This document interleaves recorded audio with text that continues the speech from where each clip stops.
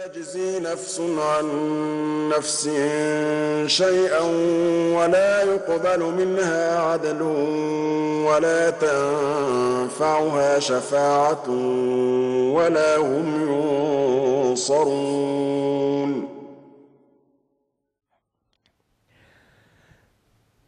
Bismillahirrahmanirrahim. Assalamualaikum warahmatullahi wabarakatuh. Waalaikumsalam warahmatullahi wabarakatuh. Alhamdulillahirabbil alamin wassalatu wassalamu ala asrafil anbiya'i wal mursalin wa ala alihi washabbihi ajmain.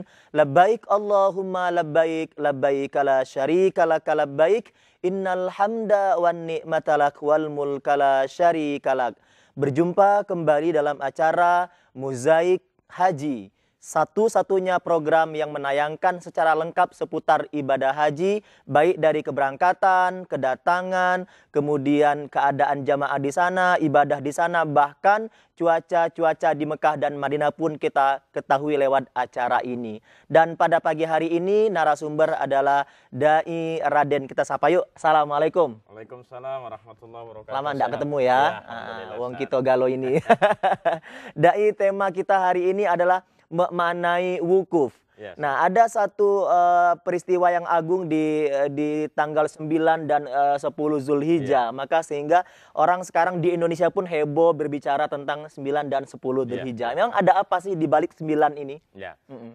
Ustadz Faiz dan juga pemirsa yang dirahmati Allah Subhanahu wa taala, ini memang hari ini adalah hari yang istimewa, Ustadz. Karena memang rukun haji itu puncaknya justru di Arafah. Al-Hajju Arafah, kata Rasulullah SAW, bahwa haji seseorang itu ditentukan di Arafah. Jadi kalaupun nanti dia pergi haji tapi nggak wukuf, cuman dari hotel, ya, mall, hotel, mall, pulang-pulang katanya haji. Nggak sah. Jadi karena memang bahkan wanita-wanita yang haid, orang-orang yang sakit sekalipun diharuskan untuk wukuf di Arafah ini. Walaupun hanya beberapa menit saja. Walaupun hanya beberapa saat, karena itu merupakan rukun yang menentukan sah dan tidaknya haji seseorang. Jadi orang bisa dipanggil haji atau tidak nanti ketika dia wukuf. Iya, kalau dia wukuf. Kalau dia nggak wukuf, ya nggak. Pak Umroh dong. Enggak. Bukan Pak Haji.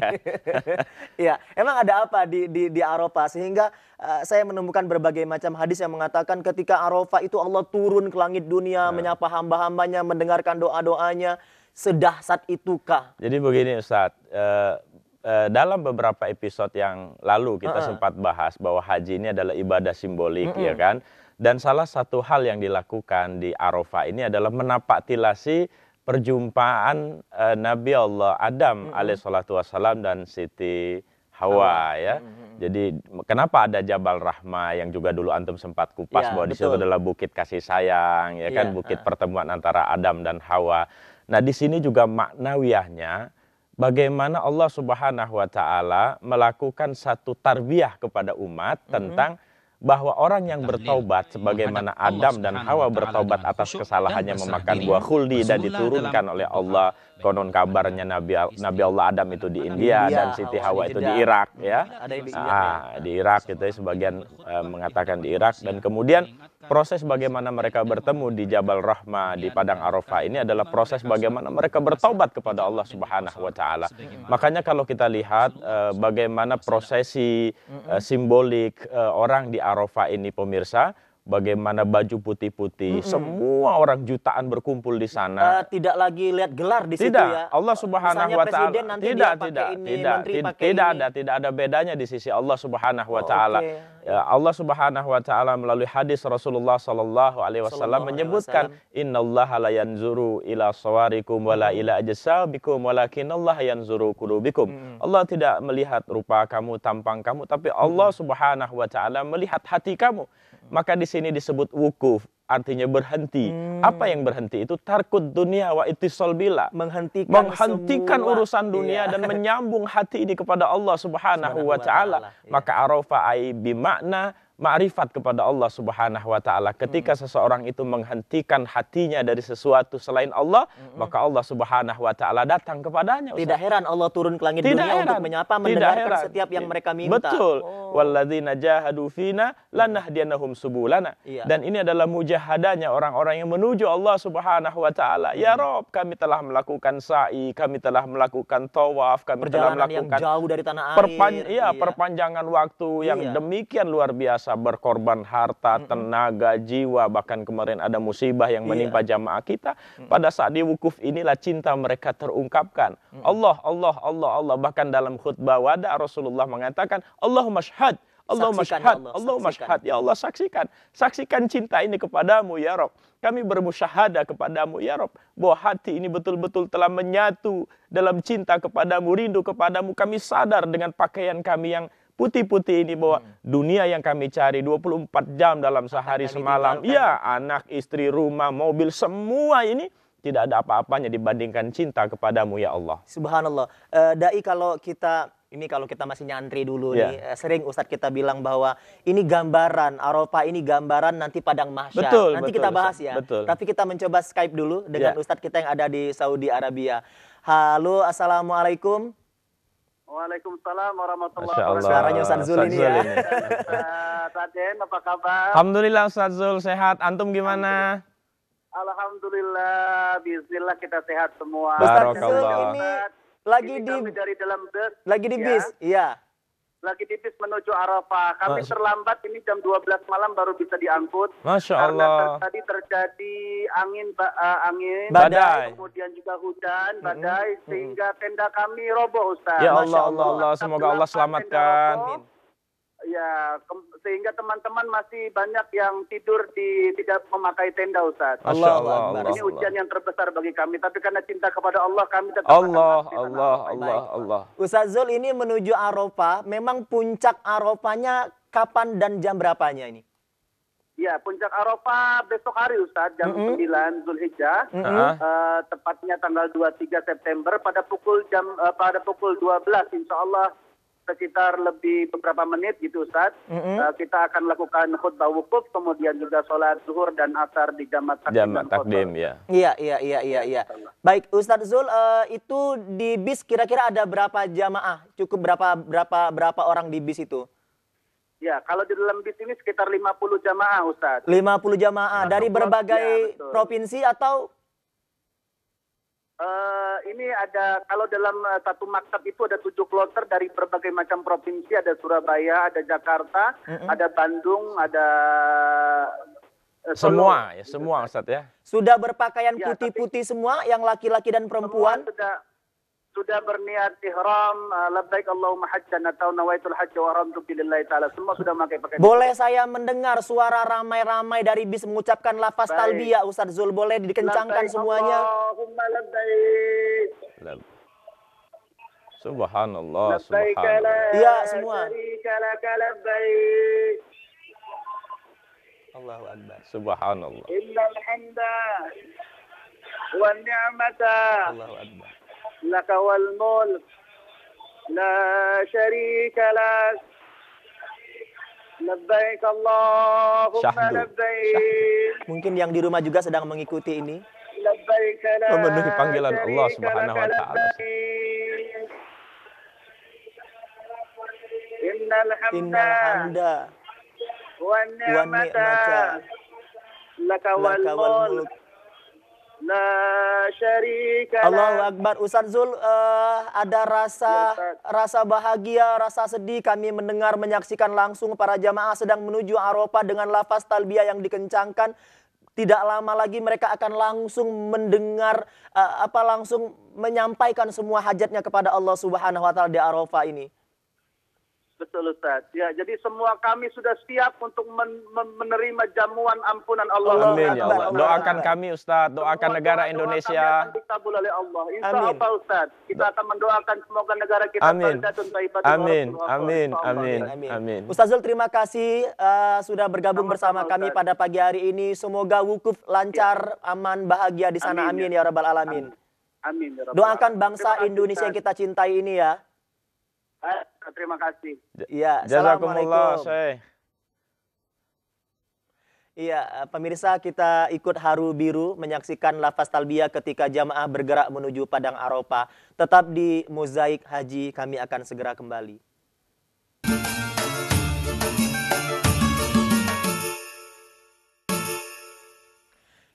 Iya, masih di Mozaik Haji, satu-satunya acara yang menayangkan secara lengkap seputar ibadah haji.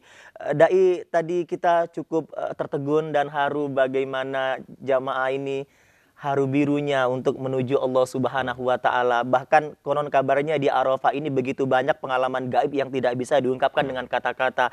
Ada yang mereka mendengar suara lolongan serigala, suara tasbih, ada suara gelegar. Ini menunjukkan bahwa kata Rasulullah, andai kata di hatimu tidak ada tirai-tirai, maka kamu akan mendengarkan apa yang aku dengar dan aku lihat. Ini menunjukkan kuasa Allah di situ banyak sekali. Begini Ustaz Faiz dan juga pemirsa, adakah keindahan yang lebih cantik, lebih indah bagi seorang kekasih kecuali berjumpa dengan kekasihnya? Bahwa segala yang ada selama ini hanyalah instrumen, ya. Bahwa ketika dia sa'i, ketika dia tawaf, ketika dia tahallul dan lain sebagainya, itu hanya instrumen yang menghantarkan kecintaan dan kerinduan sampai pada titik puncak pertemuan yang sangat indah, yakni wukuf di Arafah. Iya. Tidak ada yang lebih indah. Maka ketika dia mengucapkan talbiyah menuju Padang Arafah, labbaik Allahumma labbaik, wahai kekasih, aku datang memenuhi panggilanmu, aku ingin berjumpa denganmu. Maka pada saat itu tidak ada yang lebih baik bagi seorang kekasih kecuali mengabulkan permohonan para kekasih-kekasihnya. Sehingga ketika ada hadis mengatakan, diriwayatkan oleh Imam Tirmizi, bahwa pada saat hari Arafah itu Allah Subhanahu wa Ta'ala turun ke langit dunia, malaikat-malaikat bertebaran, dan Allah mengatakan, wahai kekasihku, apa yang kau minta, apa yang kau hajatkan, apa yang kau inginkan, aku kabulkan, karena aku telah melihat perjuanganmu. Apalagi tadi kata Ustaz Zul, ada badai sehingga banyak orang yang tidak ada di tenda dan tidur di luar tenda. Ini perjuangan yang sangat luar biasa, dan Allah menyaksikan bahwa hamba-hamba yang mencintainya ini dengan teguh mengatakan, ya Rob, aku datang karena cintaku kepadamu, apapun halangannya, apapun yang terjadi, aku akan tetap berjumpa kepadamu. Labbaik Allahumma labbaik. Jadi memang Dai, ada Rasulullah mengatakan begini, bahwa jika ada satu dosa yang tidak diampuni di bulan Ramadan, maka dosa itu akan diampuni di Arafah. Artinya tidak ada satupun doa yang tidak diterima didengar Allah saat itu. Betul Ustaz. Ya Allah. Karena memang ini sejarah bagaimana Nabi Allah Adam diterima taubatnya dengan mengucapkan Rabbana zolamna anfusana wa ilam taghfir lana wa tarhamna lanakunanna minal khasirin. Maka bagi jamaah yang sedang menuju Arafah, hendaklah merasakan kezaliman diri selama ini terhadap Allah Subhanahu wa Ta'ala. Kita sering mengabaikan perintahnya, mengabaikan ajaran-ajarannya, kita bahkan justru melakukan hal-hal yang dilarang olehnya, Ustaz Faiz. Dan pada saat kita wukuf inilah kita mengatakan, Allah, Allah, ampuni aku telah berbuat zalim. Aku hanya ingin cintamu ya Rob, aku hanya ingin kasih sayangmu ya Rob, aku hanya ingin wajahmu ya Rob. Seorang mukmin itu kan kalbunyanin wahid, ia bagaikan satu tubuh. Lalu bagaimana cara kita merasakan kesyahduan jamaah yang ada di sana dan kita ada di Indonesia? Amal apa yang kita lakukan biar kita merasakan satu tubuh dengan mereka di sana? Ustaz. Makanya kenapa salah satunya kita disunahkan berpuasa di tanggal 9 Zulhijjah, ya kan? Karena puasa di hari Arafah ini menghapus dosa 1 tahun yang lalu dan yang akan datang, Ustaz. Itu kan. Kemudian juga kenapa kita dilarang memotong kuku dan memotong rambut kalau yang berkurban. Ini juga untuk merasakan bagaimana orang-orang yang berihram di sana tidak dilarang melakukan hal-hal yang merusak ihramnya itu, gitu kan. Ini tasammu namanya. Satu ikut hati. merasakan, Ta'alluq, ya. ta'alluq. Iya, kita akan sama-sama update Dai ini sampai hari Selasa. Jamaah calon haji Indonesia yang wafat di Tanah Suci sebanyak 120 orang dengan rincian 109 orang meninggal karena sakit dan kelelahan, 11 orang meninggal karena kecelakaan kren yang ada di Saudi Arabia. Sumber dari Kementerian Agama Republik Indonesia. kami segenap tim Mozaik Haji yang bertugas ikut mendoakan para syuhada yang wafat di sana. Dan jangan khawatir karena kita mendapatkan informasi bahwa pemerintah atau melalui Kementerian Agama Republik Indonesia sudah menyiapkan badal-badal haji bagi jamaah yang sakit atau yang wafat di sana atau yang maaf gila kondisinya ada gangguan. Stress, ya. Itu dibadalkan langsung oleh Menteri Agama dan para petugas-petugas yang sudah disiapkan oleh Pak Menteri Agama Republik Indonesia. Ini subhanallah ya. Mabruk insya Allah. Dai, ini kita kembali ke tempat Arafah tadi. Ini nafak tilasnya Nabiullah Ibrahim alaihissalam ya sebenarnya, dan ketika dia melontar jumroh, kemudian dia berkurban, ini banyak sekali pelajaran yang ditinggalkan oleh Nabi Ibrahim dan dihidupkan oleh Nabi Muhammad SAW. Jelas Ustadz Faiz dan juga pemirsa yang dirahmati Allah, bahwa rukun Islam yang kelima adalah haji. Tentu akumulasi, totality yang komprehensif dari rukun Islam yang pertama syahadat, sholat, zakat, puasa, itu terkumpul dalam ibadah haji ini. Maka sangat tepat kalau seandainya ibadah haji ini merupakan penyempurnaan dari bangunan Islam itu sendiri. Kalau seandainya tanpa haji bagi orang yang mampu, maka Rasulullah SAW mengancam tentang ketidaksempurnaan iman seseorang. Subhanallah. Dan kita akan update dari sama-sama ini sampai Selasa tanggal 22 bulan 9 tercatat 222 jamaah calon haji Indonesia tahun 2015 akan dibadal hajikan.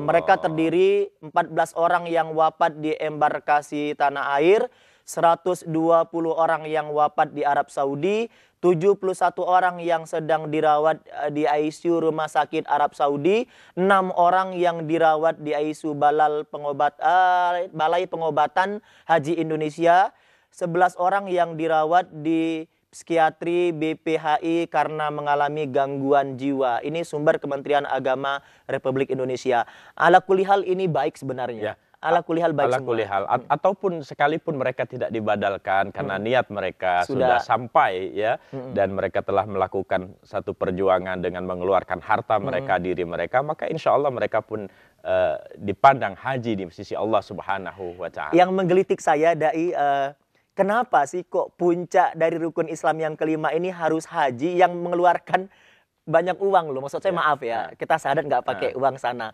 Sholat, kemudian puasa, zakat, berapa sih yang kita keluarkan. Tapi kok puncaknya ini harus dengan materi yang besar. Padahal ini kan ending dari rukun Islam. Apakah menunjukkan Islam itu harus kaya? Ya, kalau kita lihat ya, dari khutbah wada Rasulullah SAW sendiri, Rasulullah salah satunya adalah pondasi yang harus dimiliki oleh umat Islam adalah menjauhi riba.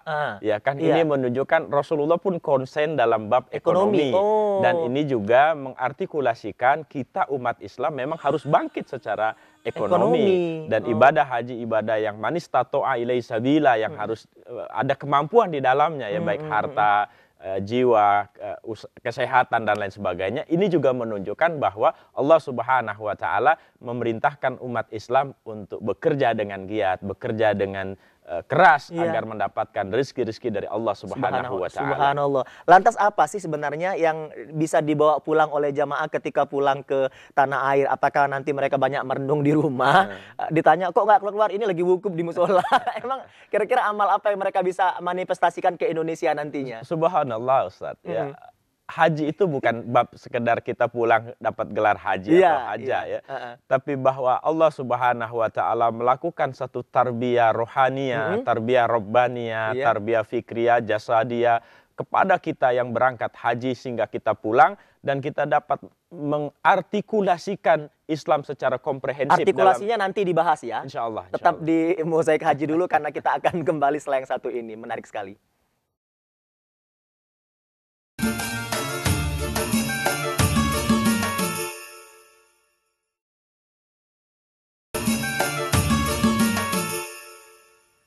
Terima kasih Anda masih di Mozaik Haji dengan tema wukuf di Arafah.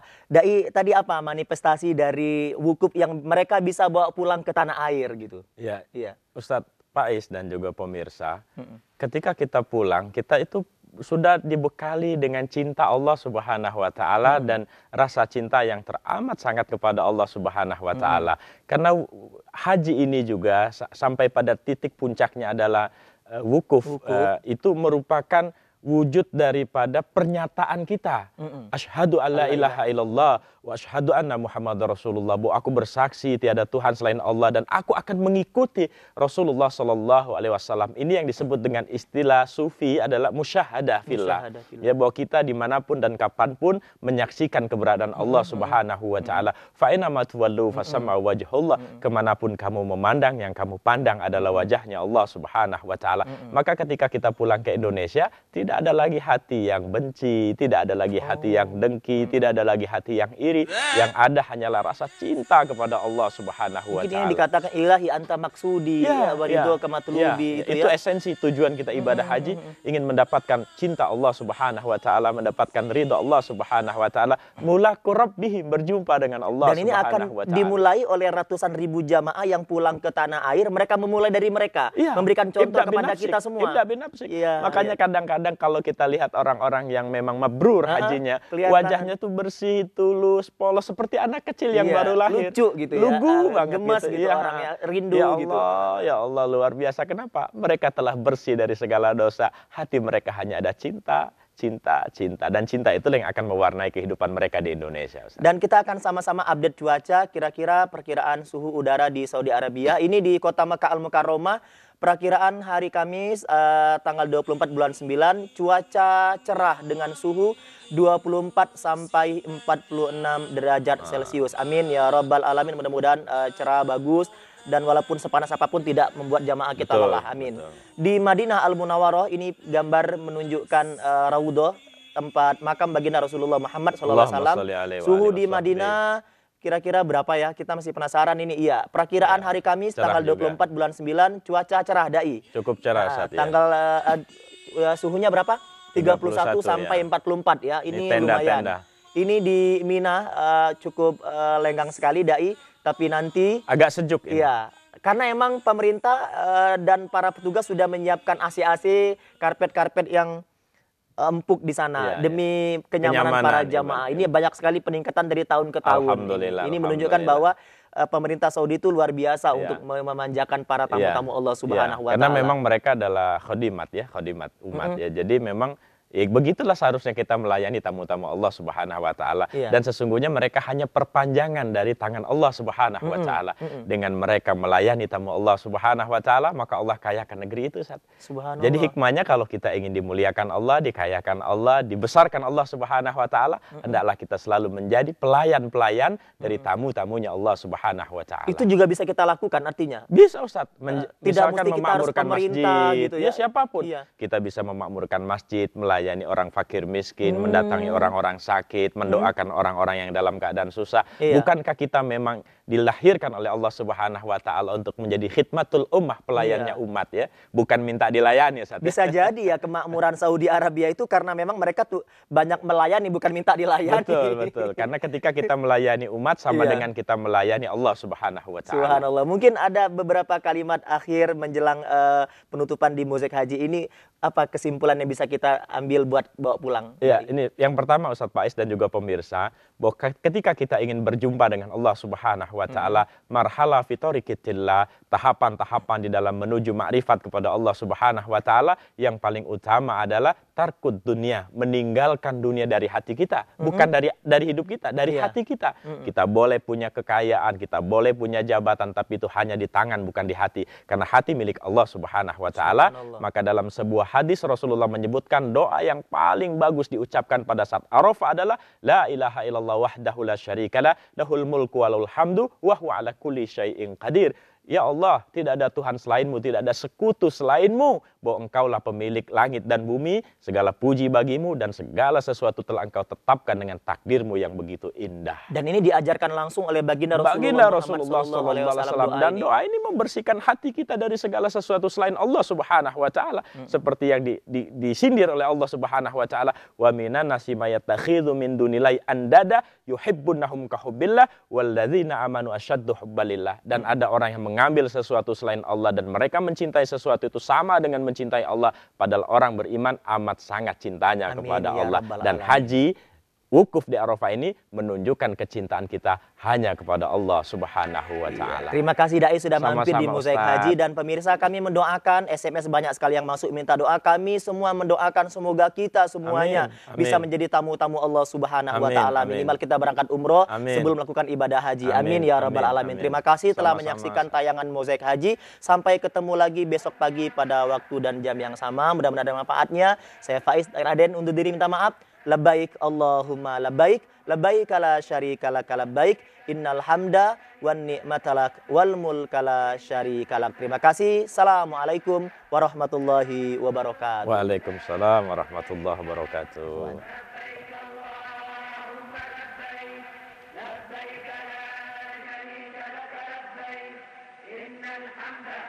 والنعمة لك